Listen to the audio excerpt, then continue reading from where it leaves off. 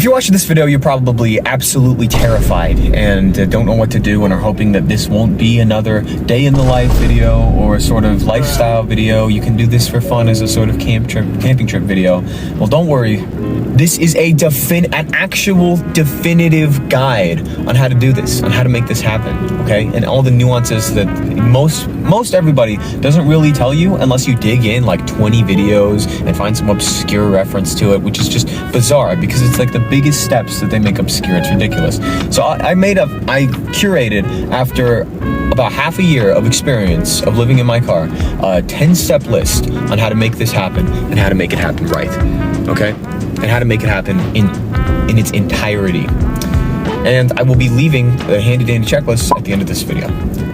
Now, I understand how isolating and how, scary this situation can be and how hard it can be to find proper help, right? And it would be an honor to be able to provide that for you, okay? So let's just get right into it. Let's get right into it. Step 1, get a UPS store address. This is I'm leaving this as step 1 for a reason. It's the one that's the least mentioned when you look into car life, van life, stuff like that. And it's all simultaneously the most important, because even whether or not you have a home, you still need a home address for a lot of things, like, I don't know, to work, to do banking and stuff like that. And the UPS store will provide you a usable street address, not a PO box. I understand what you're probably thinking. Oh, this is just another PO box. It's not a PO box. It is a usable street address. Now, you can't use it to register to vote, right? That's the exception that I found, but that makes sense, right? You could just get a UPS store address in all these different states, and it's a different talk. But other than that, you can use it for banking, employment, and stuff like that. My car is registered under my UPS store address right now, and that's the way to do it. Now, what you want to do is call around UPS stores in your city, in the city of your choice, and ask for their pricing, because they're very different for some reason. Almost every single UPS store has a different price point for their mailboxes. And once you find one with the best pricing in a good area, if you're in Tucson, 405 East Wetmore, it's the best one. It's true. The service is the best too. Make sure it's not in a bad area and find the best pricing. And the bad area part, because if your car gets jacked, you're screwed, okay? If your car gets broken into, you're screwed. But not completely with the measures we're gonna put into place. Step 2 has to do with the address. Change your address everywhere. And another point that I want to make, do as many steps of these possible as in advance. I will be, at the end of this video, before the checklist, letting you know what you need to do before going out there, or what you need to do the same day if you're just kicked out, right? But if you have any amount of prep time, do as many of these list items as possible. With step 2 being change your address everywhere, with your employer, with your bank account. With your bank account specifically, if you have any connections to anyone on that bank account except for yourself, get a new bank account. It's worth it. It's so worth it. If you're in the situation, it's probably for a reason, and you don't want any financial ties to people who would put you in tough spots like that. Which, if you are in a situation that bad, I'm sure you already knew this. I'm just making it its own step because it's that important. Step 3. You're gonna have to put everything you're ever gonna use, toiletries, food, water, all of it, all of your household items in your car, specifically your trunk. It's perfectly possible. I've been doing it for 6 months. It's perfectly doable. But this is something that people just don't realize, and it becomes a huge obstacle because we have a lot more stuff than we think, I was a minimalist before I did this. And I still had way too much stuff. But it's more than doable, and I'm more than comfortable. Naturally, I will be making video-specific guides to each of these steps that don't really go into depth. So once that playlist is created, I will be leaving it in the description and at the end of this video. Now, step 4 is optional, but it's necessary if you have bulky sentimental units. Step 4 is to get a storage unit. I have a storage unit. I go to it once a month or so. Why do I do this? Well, this is a higher expense, and this ties me down. And it removes the need for curating your stuff. No, it doesn't, and no, it shouldn't. Well, it doesn't necessarily.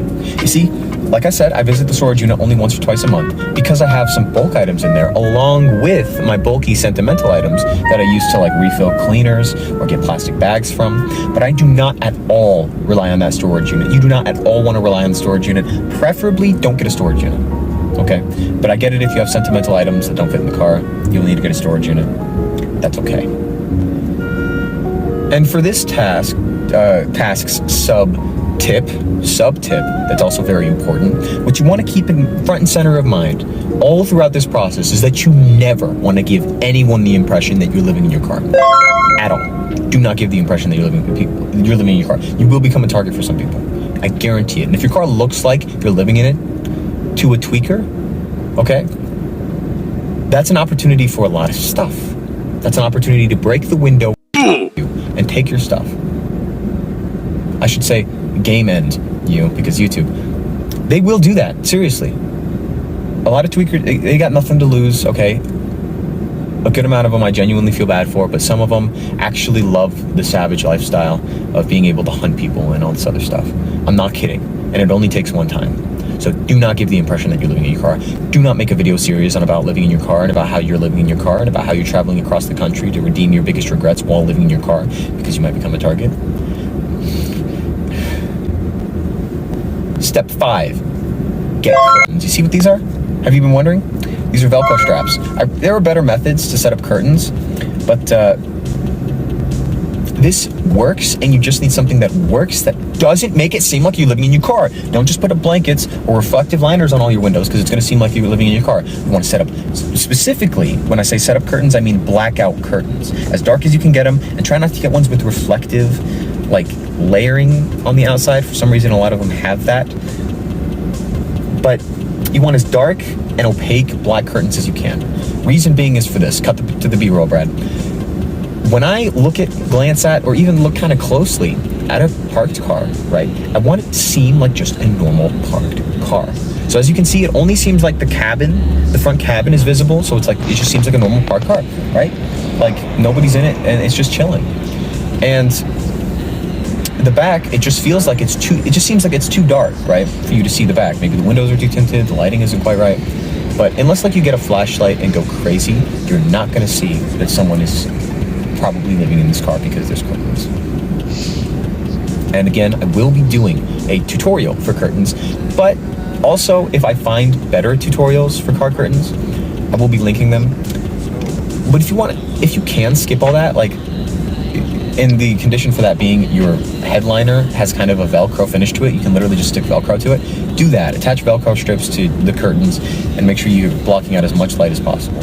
And also keep in mind that like even your phone from the inside of those curtains can create a sort of beacon of light if there's a sliver of light out. So get blackout curtains to remain basically like incognito mode, for lack of a more appropriate word. And this is obviously for when you're sleeping, just so we're clear. The curtains are. Step 6. Find 3 places to park. Do this as soon as possible. Okay, don't just rely on one spot to park, like overnight I'm talking about. Because if there's construction going on, if they just decide to stop letting people park there overnight, if maybe there's a lot of tweakers prowling the area, you're gonna have to park in a different spot, and you don't wanna look for a different spot when you're tired and you're agitated, and the next morning you're gonna be all mentally loopy because you couldn't find a decent place to sleep. Find 3 places to sleep in as much advance as possible. Basic, ASAP, immediately. Now you might be wondering, Bradley, this is another big point that's not really addressed in other videos, or if it is addressed in other videos, I went to those places and they had signs on them that said no overnight parking. But what do? I'm gonna give you 1, 2, 3 suggestions, all of which I do not park at. I have parked at them, but I don't, and I'm saying this because you never want to reveal where your parking location is, even to other people who live in their car, at all. It will get overrun. They will stop allowing overnight parking because people will abuse it if it becomes overcommon. Now, the reason I'm suggesting these places is because they're pretty darn open about the fact that they allow overnight parking. And they're in no specific order necessarily. It depends situation to situation. Rest stops usually allow overnight parking. Look for signage and try to see if it even seems like a place where overnight parking would be allowed. Truck stops. Truck stops almost always allow overnight parking. If you have any shadow of a doubt, and if it's at all possible, call and ask what their overnight parking policy is. In fact, make this a mandatory thing if there is a number to call. Call and ask what their overnight parking policy is. And the third one is Cracker Barrel. Cracker Barrel, amazing. If you want to be treated right, go to Cracker Barrel. They're poggers. They're like the Chick-fil-A of diners. It's amazing. But there you go. There's 3 places. I did it for you, you lazy bones. But real talk, do not reveal your overnight sleeping place to anyone, even other people living in their car. There's some people living in their car, and this is super rare, but who target other people living in their car, and van lifers. So don't reveal any aspect of you living in your car unless it's like literally vitally necessary to save your life or someone else's. Which it won't be. It won't be. Now on the topic of sleep again, because it's a big one. It's basically like the main part of a living space. Step 7. Get a sleeping bag for a bed. Phone cut out, not epic, just saying that to address the elephant in the room. Get a sleeping bag. Sleep is like the biggest part of having a place to be and place to live is sleep. It's like a place to rest your head is a lot of the times what people refer to as a house, a home, a place to sleep. All you need is a sleeping bag, and it doesn't take up much space at all when it's rolled up. Invest in a decent one. It doesn't even have to be crazy good. And again, it depends on the weather and the area that you choose. But all you need is a sleeping bag. And if it's still too uncomfortable for you, when you fold the back seats down, and we'll get into this too, by the way. Yes, specific videos will be made for basically every single one of these steps so that we can get into depth of it. But if it's still not comfortable enough for you to sleep, you can buy a sort of mattress like pad thing you can find at Walmart for, I think it's like $10. And it works really good. But honestly, I've only been using, I used to use a comforter as a sleeping bag. It was literally just a comforter. That was it. That was my bed. And it worked great, but the sleeping bag works so much better, and it's so much better in the cold. It's just objectively superior, objectively speaking. Step 8, get a gym membership. This is probably for an obvious reason, and one I'm sure you thought of. Showering, taking care of yourself, grooming yourself. All this, yeah, happens at Planet Fitness. It's true. It's true. I know. Might be a little tough to believe. It's like, really? No, you're definitely living lavish. You definitely have a bunch of, butlers, servants, etc. No. Just Planet Fitness. And a trimmer I got from Ross. It's so true. Oh, and you know what? I gotta give some credit. The hair is not my doing. Amy had great clips on Rita and Houghton. Tucson's worth being in.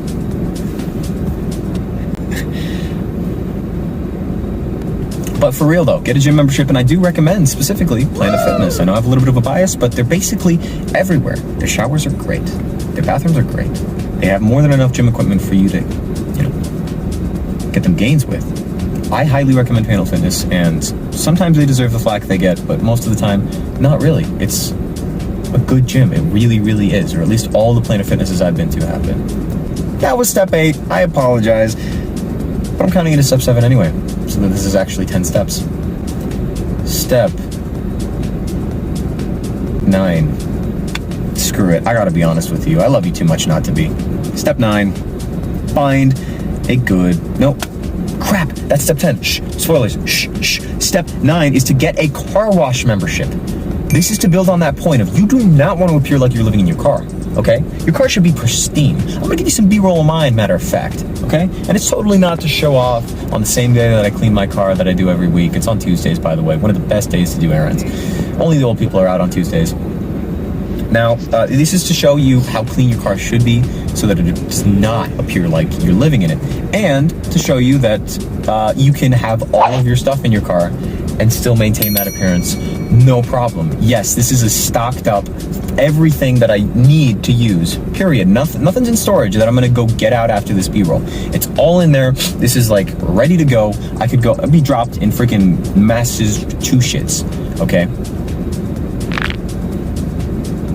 And be fine. That's how your car should be. Now, step 10. find a good laundromat. Can't be stinky, my boy. Can't be stinky, my gamer. You can't be stinky. You can't. So you need to wash your clothes. And a lot of laundromats are super, super sketch. So you're probably going to want to scout them out before you actually dedicate yourself to one, before you do business there, so to speak. I go to a laundromat that's pretty empty, and it's got some, I don't know if it's 80s, 90s vibes to it. It's really great. I like it a lot because it's calm, no one bothers you. But you want to find one that just plain doesn't have sketchy people in it, and that has good machines that don't smell bad at all. If the machines smell bad at all, don't go there. It's stinky, and you will end up worse and poorer off, more stinky with less money than once you entered the laundromat. Kind of a reverse card there. I'm gonna shut up and get to step 11, the most important step. That's why I left it for last. It's to celebrate. It's to celebrate. Celebrate! No, for real, celebrate! You're free, gamer! You're free from this crap I'm sure you were trying to escape, which is the most likely scenario, is that you're trying to escape. This is what I found to be the most common scenario. You're trying to escape an abusive household. That's why you're doing this, and you just don't have the means to get a place to be, and you don't know where to go, and you don't know what to do. You are free from it now. Now that you completed these steps, epic style, you're free. You should celebrate. Go out there, get some favorite food, favorite drink, all right, and just find a place with an amazing view and celebrate. Take it all in, and at the end of it, during it, before it, take a picture to capture this triumph for you to look back on. All right? You deserve it. It's been confirmed. It's been confirmed.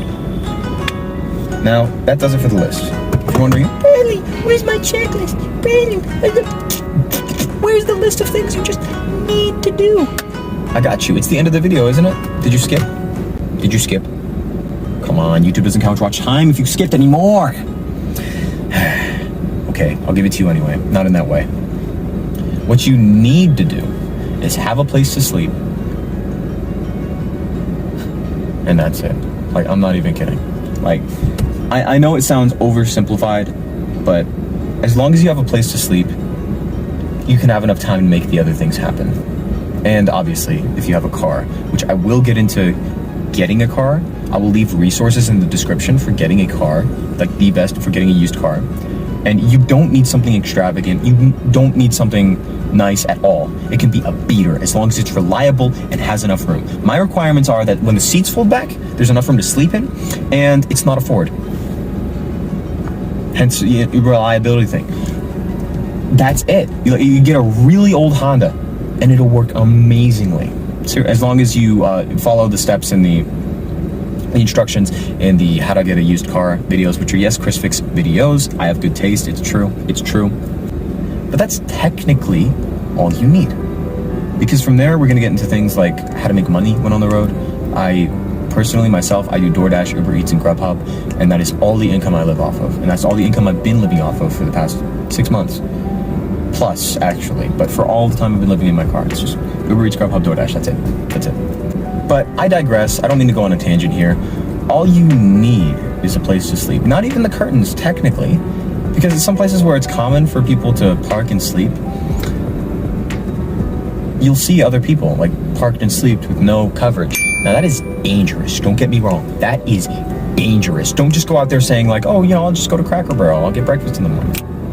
No. If Tweaker breaks into your car and stabs you with an AIDS needle or something, which is, it sounds like a joke, but it's real, you're screwed.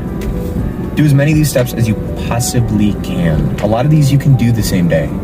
You can do a lot of these the same day. I would even argue if you went speedrun mode on them, you could probably do them all in one day. But a step I do insist that you hold back on is the celebrate one. Wait until you get all these steps done to do so. Not only will it feel much better, not only will it be immensely more gratifying, but it will be earned. And it's important to build that mentality within you of earning things. Entitlement is absolutely corrosive. It's dangerous. You don't want it. You don't want an ounce of it. Confirmed. Unless you're legitimately entitled to something like, for example, I work 10 hours for an employer, so I deserve 10 hours worth of pay, but that's different. Gamer, you've been very patient.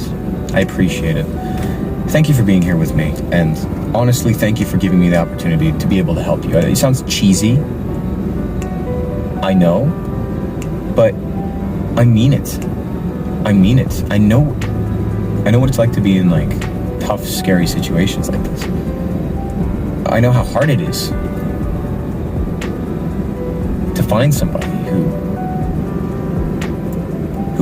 who wants to help, who really wants to help, who actually just wants to help you. You know? I don't want you to have to go through that crap, gamer. If you're a good person, like, I love you a lot for who you choose to be, and I don't want you to have to endure any more hardships than are necessary. I do want you to have to endure hardships because it'll make you a tough gamer, confirmed. You'll get that XP.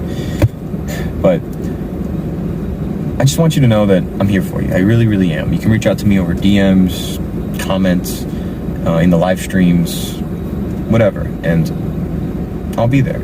Especially like if you have questions about, hey, you know, I tried this, but it didn't quite work because of this, or it didn't, or just that it didn't quite work, or what do I do about this? I'm in this situation, and I'll do my very best to help you. I've been through a lot of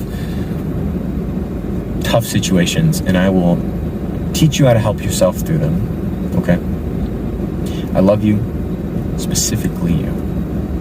Hopefully you know what I mean by that at this point. Give me a kiss on the face. Right now, you think I'm playing? Kiss on the face.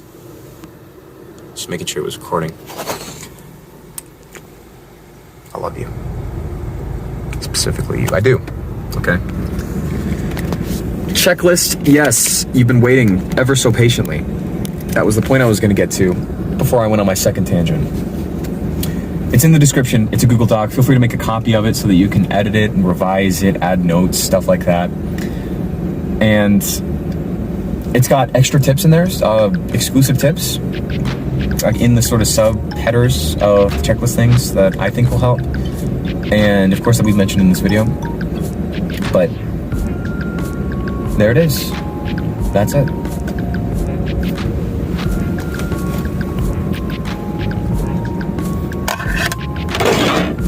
Now comment a complete list of your emojis. All of your recent emojis, specifically. I need to know what kind of person you are.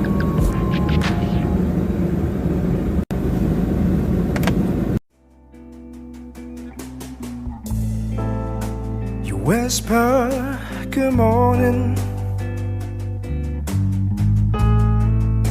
so gently in my ear. Coming back to you, baby.